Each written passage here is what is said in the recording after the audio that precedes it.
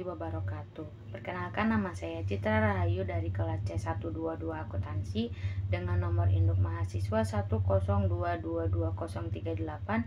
Di sini saya akan menjelaskan tentang revolusi industri dan revolusi industri 4.0 dari mata kuliah Sistem Transaksi Keuangan Digital.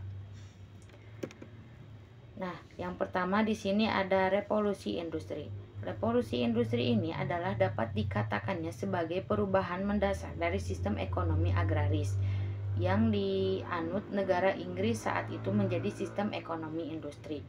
Lewat mesin-mesin ini, Inggris bisa dirubahnya dalam tempo singkat menjadi negara agraris dan berhasil menggusur para petani sehingga para petani yang kehilangan mata pencahariannya hijrah ke kota untuk bekerja menjual tenaganya. Nah, selanjutnya ada perbedaan sesudah dan sebelum revolusi industri. Sebelum revolusi industri, masyarakat di Eropa, khususnya di Inggris, adalah masyarakat yang menggunakan alat produksi tradisional dengan menggunakan tenaga manusia dan hewan, seperti cangkul, parang, sekop, pisau, palu, gergaji, jala, dan lain sebagainya. Revolusi industri juga merupakan hasil dari gerakan Renaissance di Eropa. Perubahan sesudah dan sebelum revolusi industri. Setelah revolusi industri mampu merubah strata sosial di Inggris hingga menimbulkan kapitalisme modern hingga imperialisme modern. Revolusi industri juga telah mampu meningkatkan kemajuan umat manusia. Menurut H.G. Wells, revolusi industri hanya perubahan cara pembuatan barang yang dilakukan dengan mesin, karena metode pabrik sudah ada saat Republik Romawi masih berdiri. Bahkan sudah ada pabrik-pabrik di Roma pada masa Kaisar Agustus. Selanjutnya di sini ada latar belakang revolusi industri. Istilah revolusi industri sebenarnya diperkenalkan oleh Predix dan Lois pada abad ke-19. Akan tetapi tidak ada ilmuwan yang secara tegas mengemukakan terjadinya revolusi industri. T.S. Aston memperkirakan terjadinya revolusi industri itu terjadi pada tahun 1760 sampai 1830.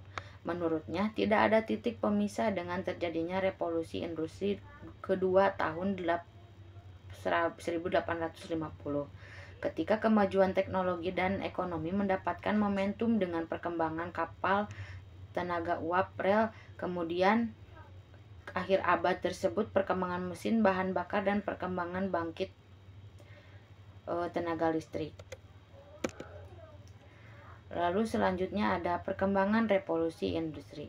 Perkembangan ilmu pengetahuan dan teknologi pada abad ke-16 di Inggris mulai memasuki abad pemikiran yang mengakibatkan munculnya banyak ilmuwan yang terkemuka dalam bidang pengetahuan dan teknologi. Perkembangan revolusi industri perubahan secara bekerja mulai terjadi pada pertengahan abad ke-18, khususnya di bidang pengolahan tekstil.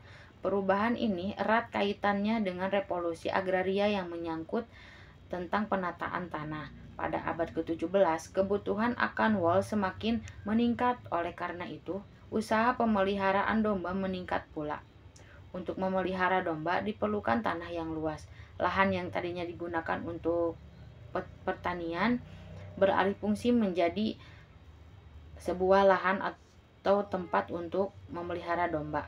Pada masa itu, pengolahan tekstil masih menggunakan tenaga manusia, kemudian ditemukan sebagai alat yang dapat mempercepat proses kerja dan memperbanyak hasil. Pada tahun 1733, John Kay membuat alat tenun yang dapat bekerja lebih cepat dan mengatur lebar kain.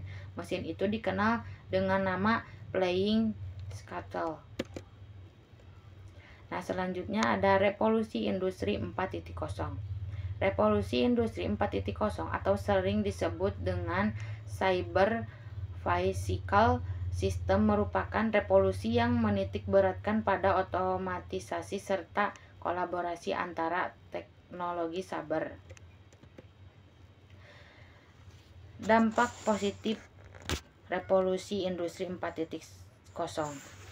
Yang pertama, Kemudahan dalam mengakses informasi dikarenakan dapat menggunakan gadget maupun teknologi lainnya. Yang kedua, efektivitas dalam bidang produksi dengan mengganti tenaga manusia yang ada dan mengganti dengan teknologi mesin. Selain mengurangi biaya produksi karena mengurangi penggunaan tenaga kerja, dengan menggunakan teknologi dapat meningkatkan hasil produksi. Yang ketiga, dapat meningkatkan pendapatan nasional karena dapat memproduksi barang dalam waktu yang relatif singkat dengan kualitas yang baik. Yang keempat, peningkatan peluang kerja bagi tenaga ahli. Hal ini dikarenakan walaupun menggunakan mesin tetap saja membutuhkan tenaga ahli manusia untuk menggerakkannya. Selanjutnya ada dampak negatif revolusi industri 4.0. Yang pertama, lebih rentan terhadap serangan cyber. Hal ini dikarenakan proses produksinya menggunakan mesin teknologi, oleh sebab itu sangat penting untuk memiliki sistem keamanan yang baik. Yang kedua, butuh biaya besar dalam investasi alat serta pekerja. Hal ini dikarenakan harus mengeluarkan uang untuk membeli alat terlebih dahulu serta pelatihan keterampilan pegawai agar dapat menjalankannya. Yang ketiga, adanya urbanisasi, di mana meningkatnya jumlah populasi masyarakat yang ada di kota besar. Yang keempat, berdampak untuk lingkungan. Hal ini dikarenakan dengan penggunaan mesin yang ada dapat menghasilkan polusi udara, limbah dalam jumlah besar, serta hal negatif lainnya yang dapat merusak lingkungan. Sekian penjelasan dari saya. Assalamualaikum warahmatullahi wabarakatuh.